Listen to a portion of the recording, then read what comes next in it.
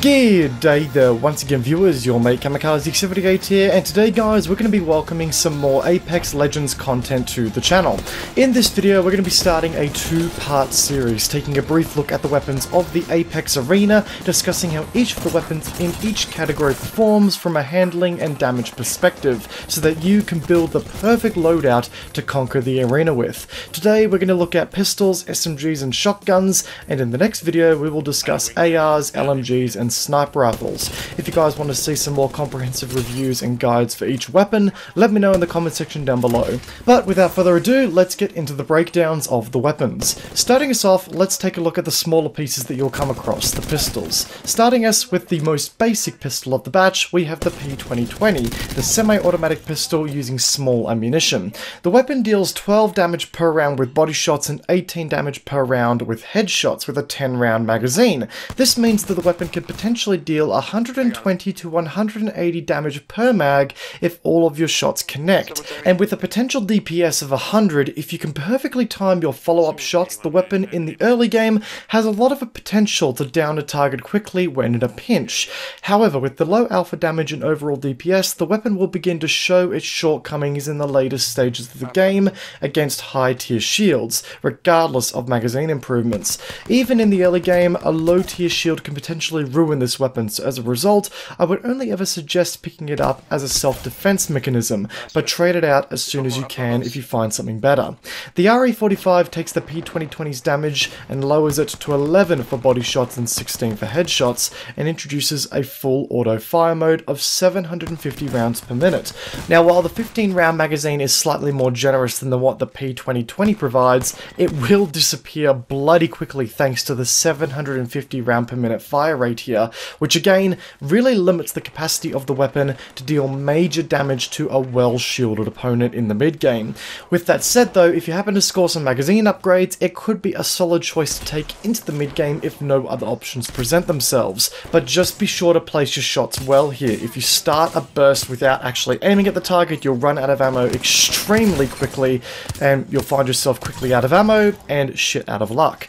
And speaking of shit out of luck, if you get stuck with the Mozambique shotgun pistol, then all I gotta say to you, good sir, is good luck. With its magazine size sitting at a whopping 3 rounds, and not being upgradable, with a maximum damage per shot of 45 for body shots and 66 for headshots if all of your rounds connect, which again, best of luck to you, you should only really pick up this thing if there is legitimately nothing else to use, and there, well, isn't a cliff to jump off to spare yourself the humiliation of having to fight with this thing. This is a weapon that is honestly going to need some work before I can suggest picking it up at any point in the game. However, if your luck has turned and you manage to collect the buffed as shit Wingman pistol, then you, my friend, have scored yourself a hip-placed personal hand cannon that can deal 6 shots of 45 body damage or 90 headshot damage.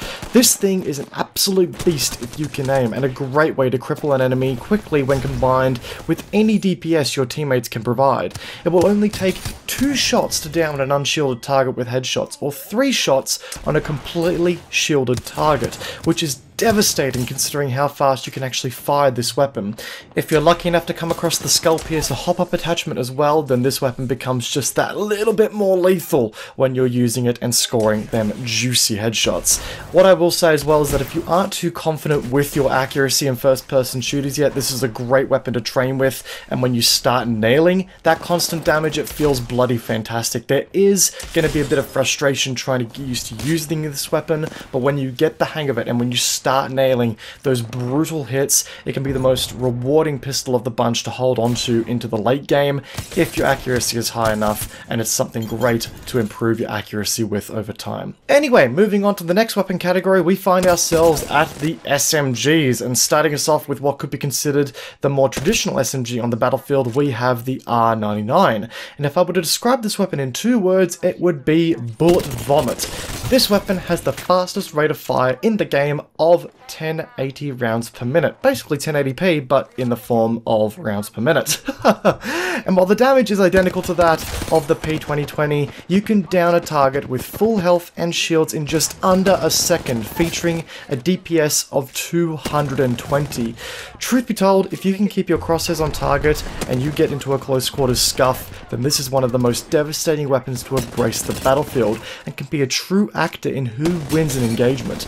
With some magazine and barrel attachments, the weapon's recoil goes from fairly extreme vertical kick to more than easy to handle, and the magazine upgrade will just give you some more breathing room because, you know, the base model magazine size will disappear extremely quickly, so having that extra breathing room will just mean that if you do miss a few shots, it's not going to be the end of the world and you aren't going to be greeted with a very inconvenient reload.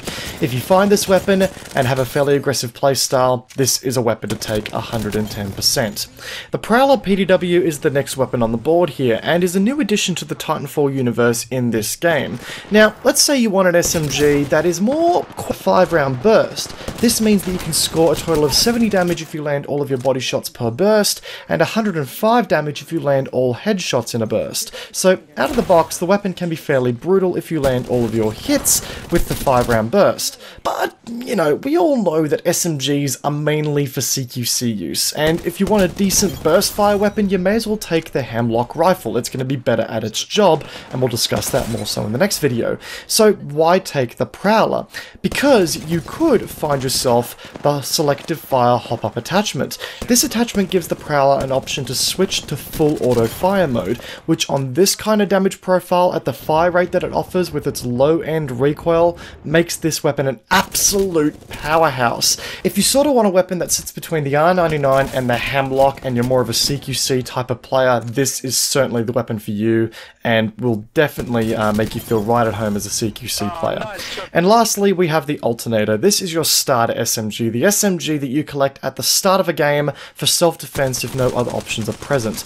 The Alternator only features 1 damage per shot more than what the R99 provides, and a considerably slower rate of fire, which really makes the weapon's DPS a whole lot less competitive than the other two options that exist. Not to mention that the weapon also sports an incredibly erratic horizontal shake that makes the weapon very difficult to control. Horizontal recoil is much harder to compensate for over vertical recoil, which really can ruin how the weapon performs at a little bit of a further range. I have had some good times with the Alternator in the early game, but in the late game the weapon will begin to falter against other choices. The R99 and the Prowler just simply offer better damage for what you're going to be shooting.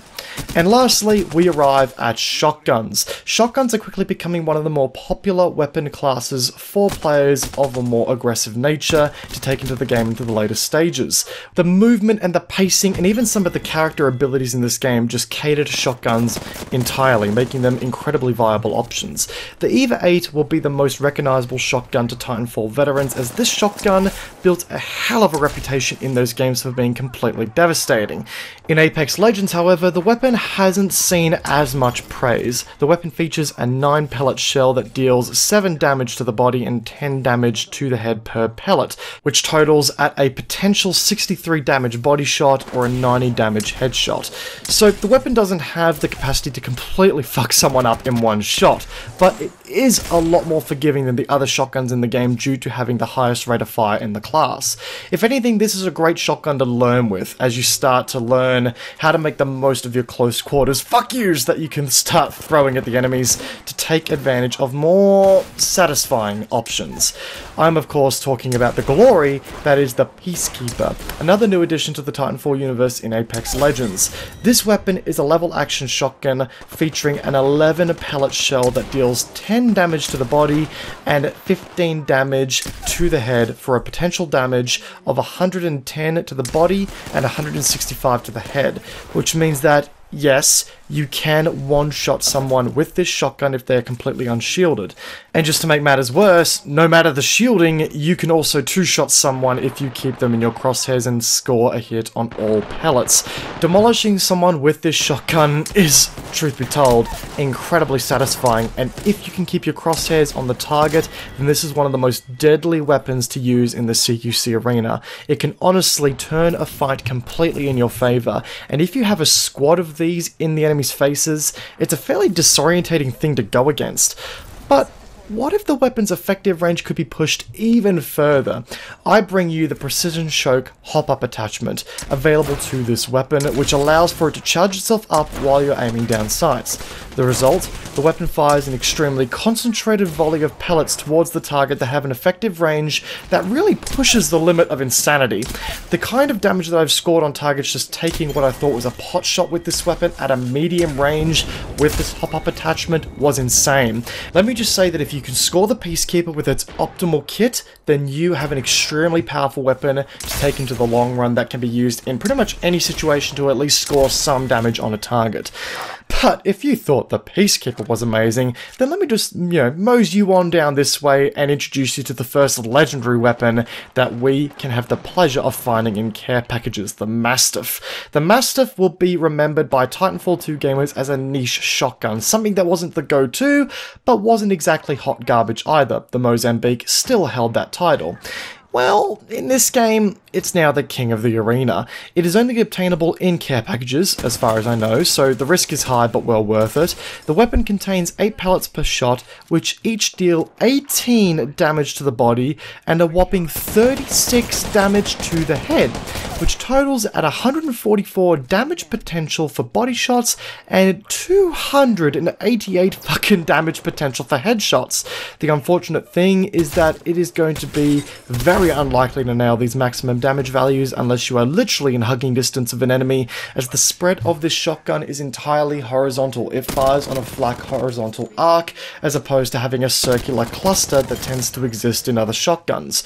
Regardless, the horizontal spread of the pellets isn't too severe here, so high damage hits are still possible even at slightly longer distances. But if you can close the gap and aim well, this weapon is a total game changer. If you can see it, pick it up, or at least give it to a mate who is decent with a shotgun. And guys, with all that said, that wraps up part 1 of this 2-part series looking at the weapons of Apex Legends. As I said at the start of this video, guys, this is very much an introductory style of video to help the newer player who is just getting into the game to understand which weapon does what and what the niches of each weapon are. We'll be continuing on with the assault rifles, light machine guns, and the sniper rifles in our next video, so be sure to stay tuned for that. And if you enjoyed today's video, guys, then please do feel free to backhand that like button and subscribe to the channel for more gaming content in general. I do focus on first-person shooters, mainly Apex Legends and PlanetSide 2 at the moment.